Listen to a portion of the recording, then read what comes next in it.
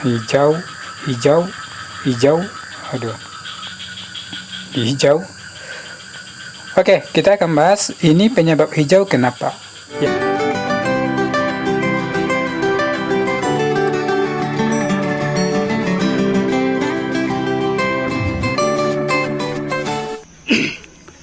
Halo Om, ini lagi proses nyetem atau sterilisasi backlog dengan bahan bakar kayu.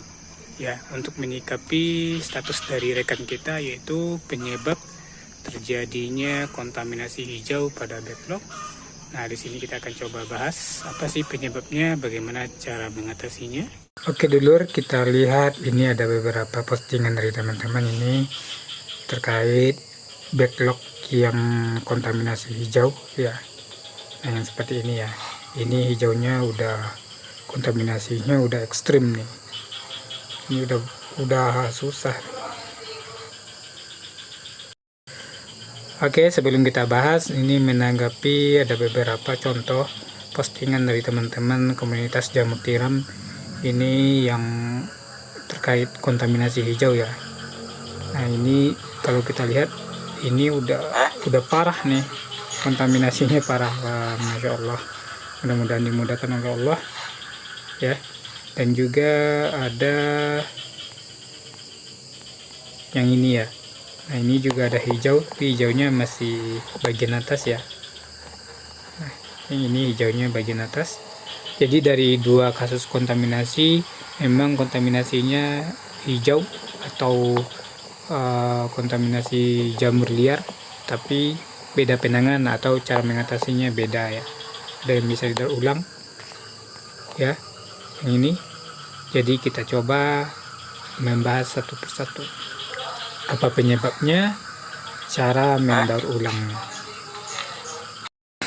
Masya Allah, ternyata cukup banyak ya kendala yang dihadapi oleh teman-teman petani jamur tiram terkait kontaminasi jamur hijau ya, yang seperti yang tadi juga. Nah, yang ini hampir ya banyak ya, hijau, hijau, hijau, aduh, hijau. Oke, kita akan bahas ini penyebab hijau kenapa. Masya Allah, ternyata cukup banyak ya kendala yang dihadapi oleh teman-teman petani jamur tiram terkait kontaminasi jamur hijau ya, yang seperti yang tadi juga. Nah, yang ini hampir ya banyak ya, hijau, hijau, hijau, aduh, hijau. Oke, kita akan bahas ini penyebab hijau kenapa ya.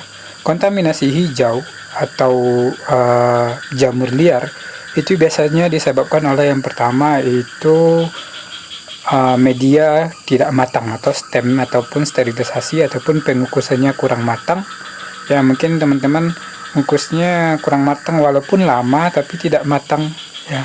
Kalau saran saya pengukusan 7-8 jam dalam kondisi air mendidih, itu saya gunakan yang bahan bakar kayu ya. Nah, itu yang pertama penyebabnya kontaminasi hijau ya. Yang kedua itu dari segi bibit. Nah, kontaminasi hijau biasanya dari bibit. Nah, dari dua penyebab ini itu ada beberapa yang bisa kita bedakan. Yang kontaminasi dari bibitnya bagaimana, kontaminasi tidak matangnya bagaimana. Oke. Dari kasus teman-teman ya, kontaminasi itu ada tipe ya, ada yang ekstrim, ada yang masih sedikit ya. Nah, kalau yang ini kita bisa lihat kontaminasinya barangkali dari bibitnya, karena miseliumnya belum jalan. Ini baru usianya mungkin minggu baru ya, hitungan hari baru, tapi sudah hijau. Barangkali ini adalah kontaminasi dari bibit teman-teman, karena miselium belum jalan tapi sudah hijau. Nah, kalau kontaminasi bibit biasanya ketika teman-teman inokulasi atau pembibitan mungkin kurang steril dari peralatan, ruangan, atau cara pembibitannya ya.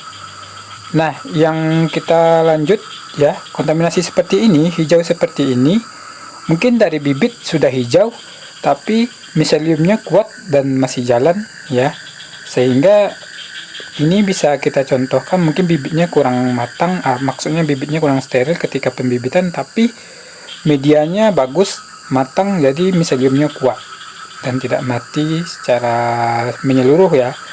Nah yang ini, yang kita lihat yang ini sama, mungkin kontaminasi di kemudian hari, barangkali mungkin plastiknya robek, tutupnya robek, atau bagian beberapa media backlog ini kan tidak semua dalam media dalam backlog ini matang, mungkin ada bagian backlog atau bagian adukannya yang tidak steril ya, atau terkontaminasi. Kalau ini masih bisa dipakai ya teman-teman. Nah yang ini, yang video yang Oke. Nah yang video ini ya, yang video ini kan kontaminasinya masih sedikit. Nah ini barangkali karena bibit ya, karena bibit atau pembibitan lah. Jadi untuk mengatasinya, kita akan bahas untuk mengatasinya. Baik ya, yang ekstrim ada tadi ya, yang artinya yang kontaminasinya berat. Nah yang bisa kita lakukan ya dengan bibit seperti yang bisa kita lakukan dengan backlog kontaminasi seperti ini. Kalau masih seperti ini ya, artinya belum ekstrim, teman-teman bisa mendaur ulang, buang bagian atas, teman kukus lagi ya, teman-teman kukus lagi.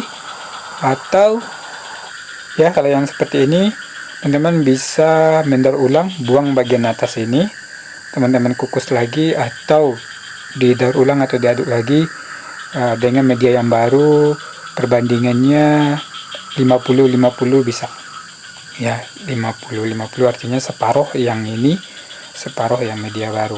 Tapi media barunya artinya dengan pengaduk, teman-teman bikin adonan baru ya, pengadukan media backlog baru dengan komposisi yang sama tanpa perubahan, lalu teman-teman campur aja ini 50-50 ya. Misalnya teman mengaduk 100 kilo nih, nah teman-teman masukkan yang ini 50 kilo. Oke. Nah, yang ini nggak usah didaur ulang ya teman-teman, ini nggak bisa didaur ulang karena kontaminasinya sudah berat. Nah kalau masih ada putihnya seperti ini, biarkan saja, sobek aja bagian belakang, masih ditumbuhi nanti oleh jamur ya.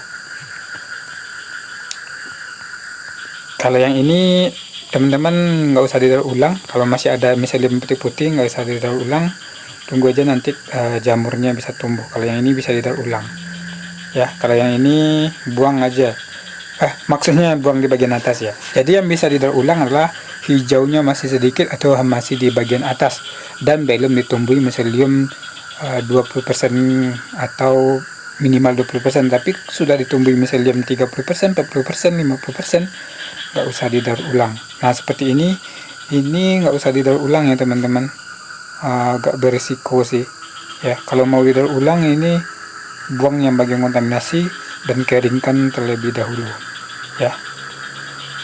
Kalau mungkin itu yang bisa Amin sampaikan. Kalau ada pertanyaan silahkan di komentar ya. Ini menanggapi video-video atau postingan dari teman-teman di grup Jamur Tiram. Terima kasih. Assalamualaikum.